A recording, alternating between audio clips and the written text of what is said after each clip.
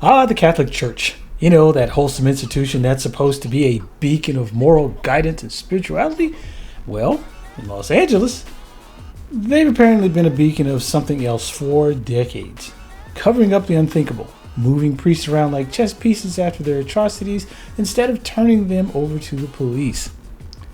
The Archdiocese of Los Angeles just agreed to shell out a staggering $880 million to survivors of clergy abuse.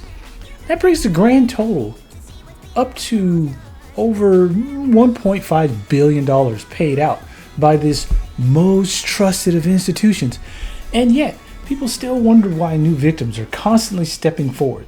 Maybe it's because the incidents, these so-called isolated cases, were anything but isolated. And let's not forget, for decades, church leaders, including the famed Cardinal Roger Mahony, masterminded cover-ups so elaborate they'd make corporate whistleblowers blush. His response to learning that priests under his watch were abusing children? Sounds good. Please proceed. Not a care in the world as kids were left to fend for themselves against literal predators in robes. Now, the Archbishop Jose Gomez wants everyone to believe the church has changed and that new cases are rare.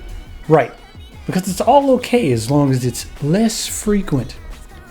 That's what justice looks like, huh? Reforms are great, but only when the starting point isn't so beyond repair that it takes $1.5 billion and decades of survivor courage just to get a little accountability. These survivors live with scars the church won't ever understand. They stepped up despite their pain to stop this from happening to future generations. Yet even with $880 million on the table, there's no real justice for them.